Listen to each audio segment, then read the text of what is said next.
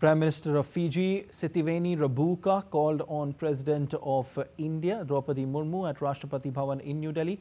President Murmu warmly welcomed Prime Minister Rabuka, who is on a 3-day official visit to India.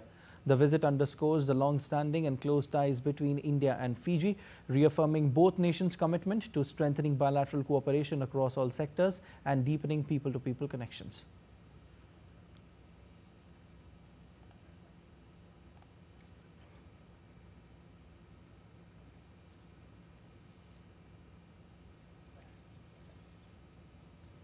Earlier, Prime Minister Narendra Modi met his Fijian counterpart Sitiveni Rabuka at Hyderabad House in New Delhi today.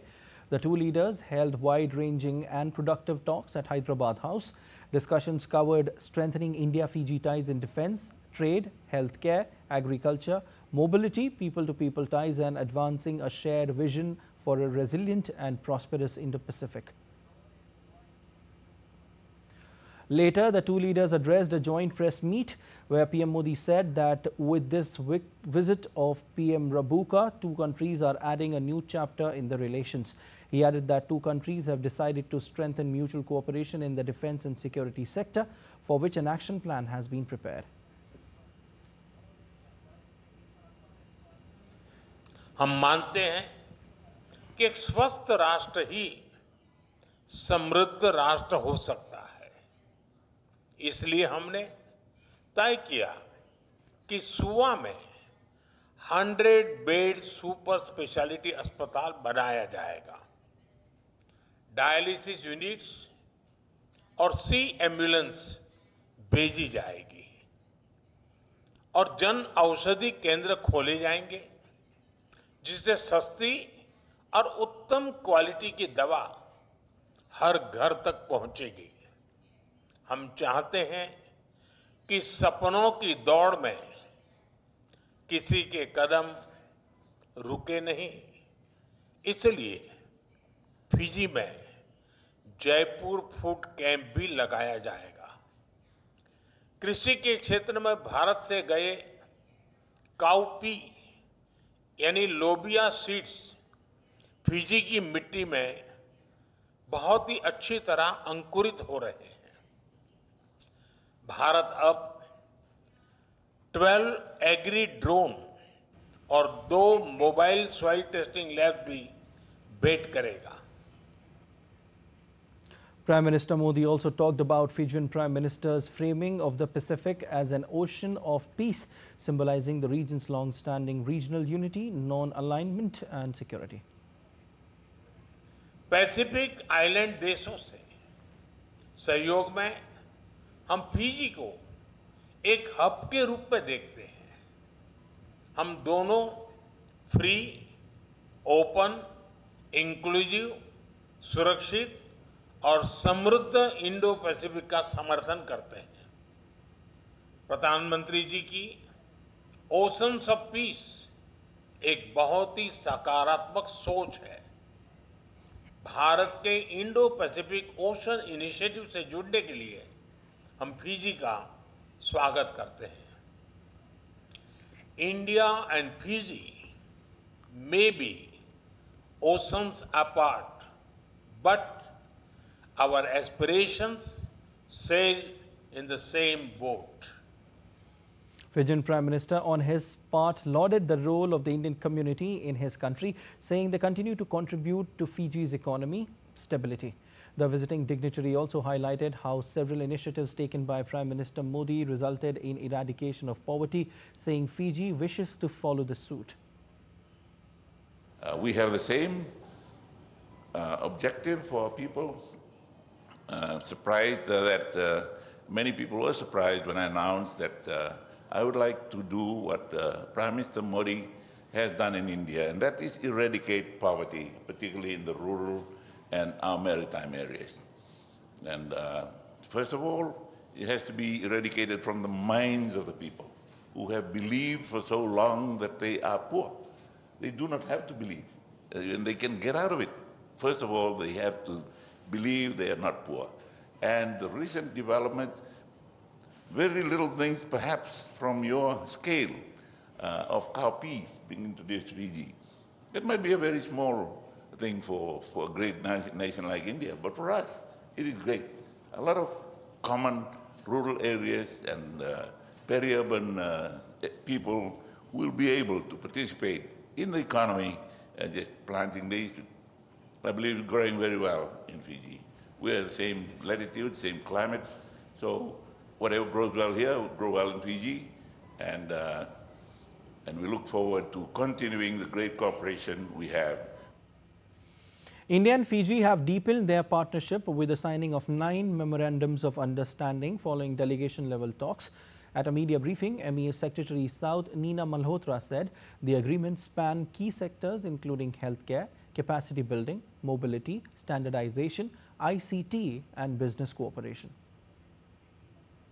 The two leaders also witnessed the exchange of 9 bilateral documents or MOUs. These are construction and commissioning, operation and maintenance of a super specialty hospital in Fiji, an agreement on supply of medicines under our Jan Aushadhi scheme, an MOU on cooperation in standardization between Bureau of Indian Standards and Department of National Measurement and Standards, which is the counterpart body of BIS in Fiji.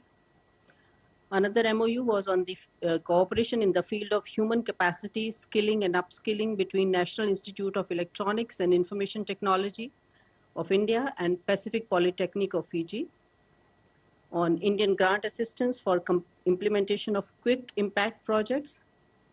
A declaration of intent on migration and mobility was also exchanged, and the Fijian side handed over lease deed of Indian Chancery Building in Suva to our High Commissioner. I may mention the other 2 MOUs that were concluded on the sidelines. One was between Confederation of Indian Industry or CII and Fiji Commerce and Employment Federation, FCEF. The second one was between National Bank for Agriculture and Rural Development, NABARD, and Fiji Development Bank. India and Japan convened a ministerial-level energy dialogue on Monday via video conferencing, reaffirming their shared commitment to energy security, clean energy transition and climate action under Japan-India Clean Energy Partnership. The meeting was co-chaired by India's Minister of Power and Housing and Urban Affairs, Manohar Lal Khattar, and Japan's Minister of Economy, Trade and Industry, Muto Yoji. Both nations also agreed to strengthen cooperation in frontier domains, including advanced battery technologies, critical mineral supply chains, and carbon capture, utilization and storage. Ukrainian President Volodymyr Zelensky said Ukraine aims to secure at least $1 billion monthly from allies to buy US weapons for its war with Russia. He made the statement during a joint briefing in Kiev with Norwegian Prime Minister Jonas Gahr Støre, who also expressed Norway's strong support for Ukraine's air defense and maritime security.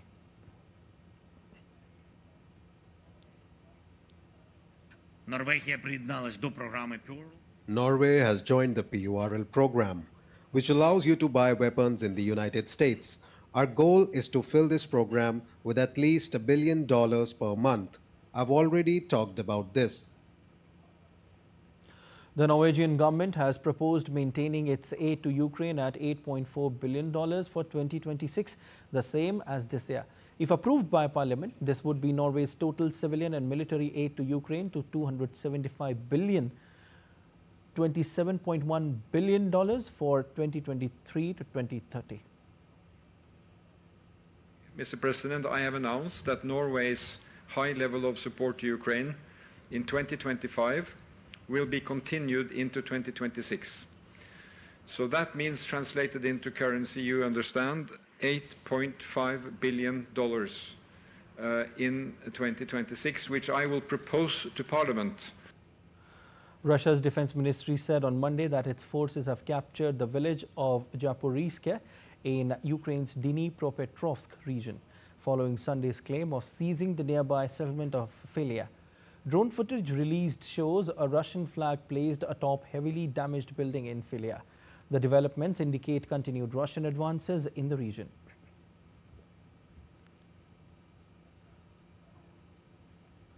Meanwhile, Ukrainian forces are resisting a relentless Russian push to capture settlements near key eastern cities, including Kostiantynivka, a crucial logistics hub regularly hit by artillery and airstrikes. Anti-drone netting has been deployed to counter Russian FPV drones. Donetsk Governor Vadim Filashkin has urged civilians to evacuate amid continued attacks, including 5 Russian glide bombs that injured 4 people on Monday. Russia continues its drive to fully seize the Donbas, demanding that Ukraine withdraw from the remaining territory it controls in exchange for halting advances in Zaporizhzhia and Kherson, where Moscow already holds significant ground. South Korea's President Lee Jae-myung and US President Donald Trump will meet at the White House on Monday for their first summit talks. Lee wrapped up his 2-day visit to Japan on Sunday with a meeting of lawmakers from the Japan-Korea Parliamentarians Union before departing for Washington, D.C. The Lee-Trump talks are expected to focus on follow-up details from last month's tariff deal, as well as sensitive issues, including defense cooperation and the future posture of US troops stationed in Korea. The two leaders are also expected to hammer out details of the broad trade agreement that lowered the US reciprocal tariffs on Korean goods to 15% from 25% in return for Seoul's $350 billion investment pledges and other commitments. After the White House talks, Lee will attend a business roundtable with top corporate executives from both countries and deliver a speech at the Center for Strategic and International Studies. New Zealand's Postal Service said it had suspended most deliveries to the United States, citing uncertainty over impact of President Donald Trump's looming tariffs. New Zealand Post, in a statement on its website, said that only limited letters and important documents such as passports or legal letters would be delivered to the United States. The department said it was working quickly to make changes to its service and that it hoped to resume deliveries as soon as possible. The move follows similar steps taken by postal services and mail carriers in India, Germany, France, Belgium, Austria and Denmark after the Trump administration said that as of August 29, it would abolish a tax exemption on small packages entering the United States. And still to come on this edition of DD India Live. Group Captain Shubhanshu Shukla receives hero's welcome in hometown Lucknow.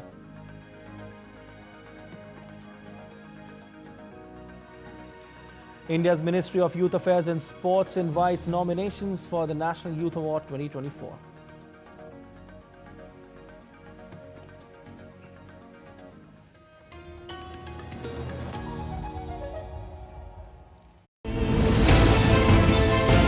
Geopolitics and trade deals. Economic challenges amid development. Hard work and the path to prosperity. It's the economy, always. Between walkers, money is what money does and says. Supply creates its own demand. Between the bulls pulls and bears tears. When supply chains globalization and India rises to the podium. We'll get you centered with the Economic Brief at 8 p.m. every Thursday on DD India.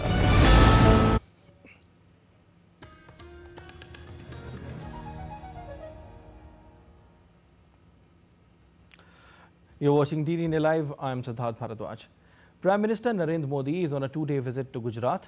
On the first day of his visit, PM Modi inaugurated and laid the foundation stone and dedicated to the nation multiple development projects worth Rs 5,400 crores.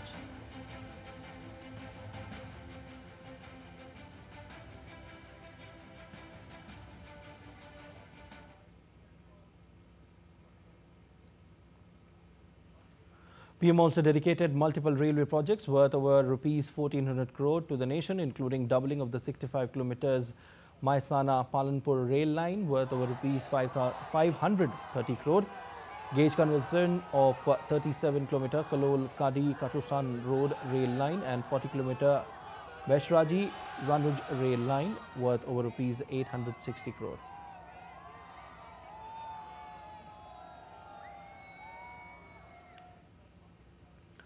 Later in the evening, PM Modi held a public rally at Khodaldam ground in Ahmedabad. Speaking at the event, PM Modi said that the world has seen how India avenged Pahalgam.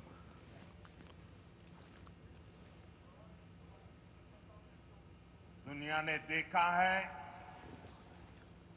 कि पहलगाम का बदला भारत ने कैसे लिया।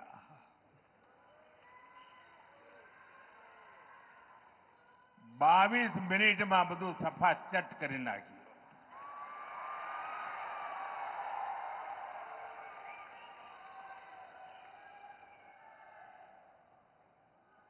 અને સેંકડો kilometre અંદર જઈને નક્કી કરેલા નિશાન પર જ વાર કરીને આતંકવાદની નાભી પર હુમલો કર્યો આપણે।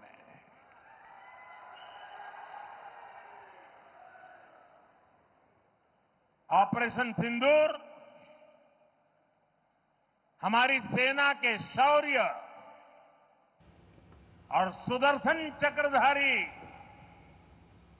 मोहन के भारत की इच्छा शक्ति का प्रतीक बन गया है। He also said that everyone is busy doing politics based on economic interest, but my government will never let any harm come to the small entrepreneurs, farmers or animal keepers.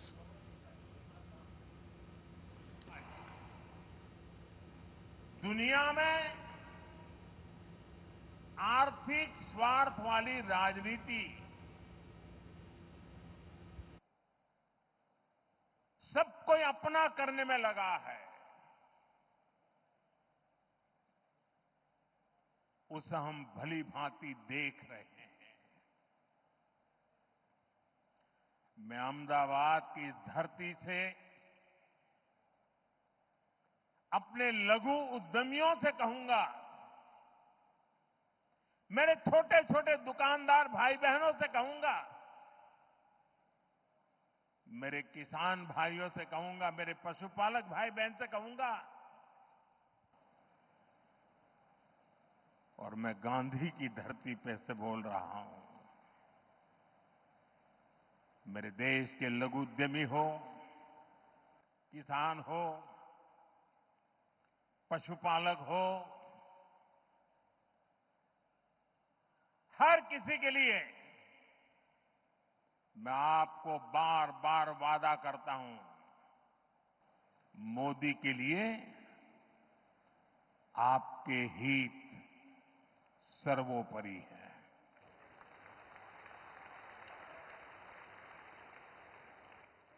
मेरी सरकार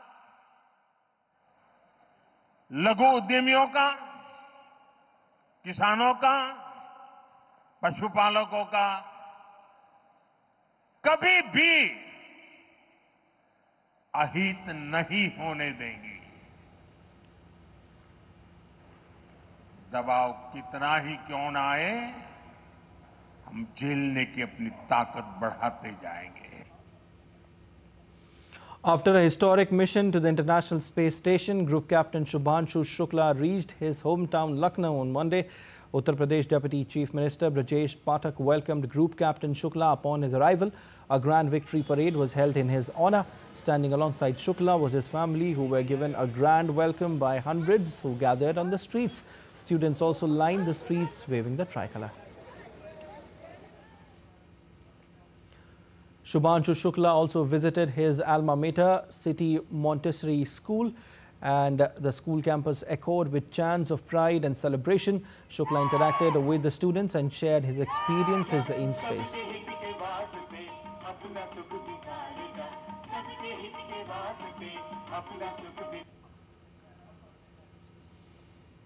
Minister of Youth Affairs and Sports Mansukh Mandavia will lead Fit India's Pan-India sports movement from 29th to 31st of August. The National Sports Day is celebrated every year on 29th of August to commemorate the birth anniversary of hockey legend Major Dhyan Chand. This year, the celebrations will be organized as a 3-day nationwide sports and fitness movement under the inspiring theme Ek Ghanta Khel Ke Maidan Mein. It means 1 hour in playground. The National Sports Day will be celebrated as a Jan Andolan or mass movement with over 35 crore students likely to participate. The celebrations aim to foster a culture of mass participation in sports and fitness activities across the country.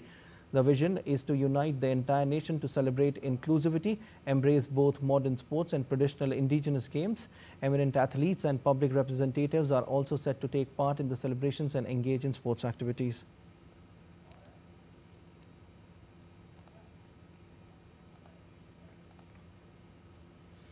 Sports Minister Mansukh Mandavia urged people to dedicate 1 hour to sporting activities. He posted on social media platform X, and I quote, taking inspiration from Prime Minister Shri Narendra Modi ji's inspiring words, "Jo khelte hain, wo khilte hain," meaning those who play also bloom. On the occasion of National Sports Day 2025, a special 3-day celebration from 29th to 31st of August will be organized across the nation.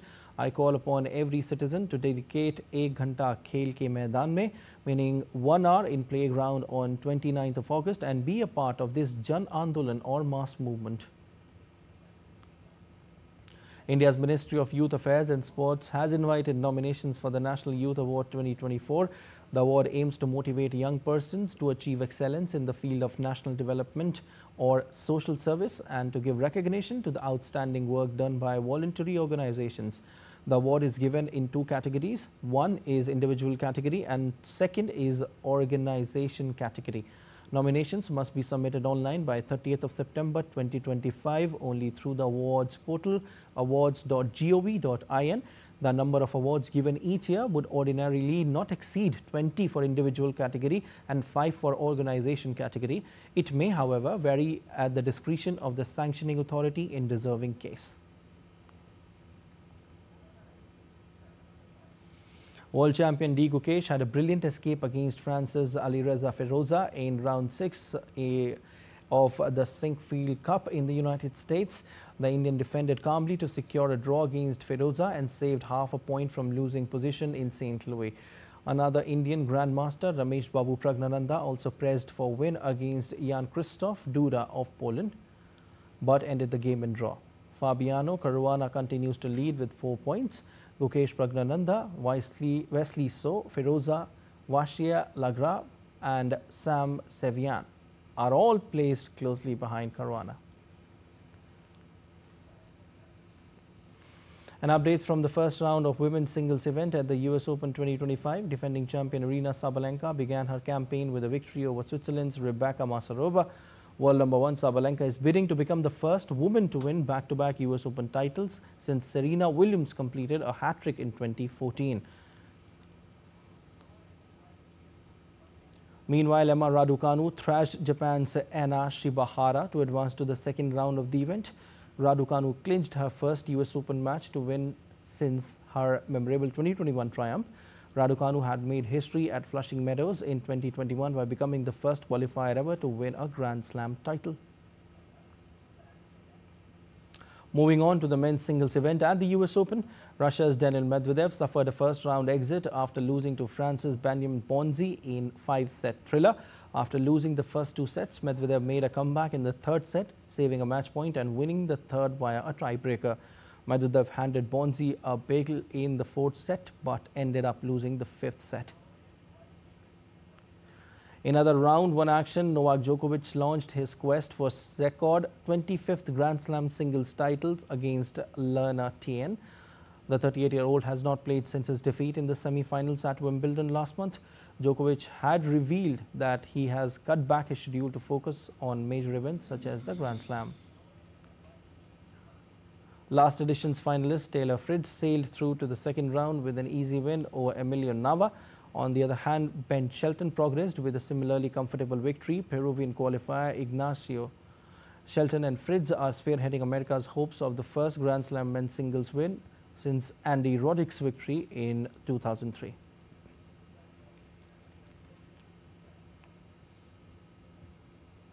That's all for this edition of DD India Live, but let us know your thoughts on the news of the day. For those on the go, you can get all the latest news and updates from India and across the world on DD India mobile app. The app is available on both Android and iOS platforms, and you can scan the QR code on the screen to download now. We'll be back with more news as it breaks here on DD India. I'm Siddharth Bharadwaj from all of us here in Delhi. Thanks for watching DD India Live.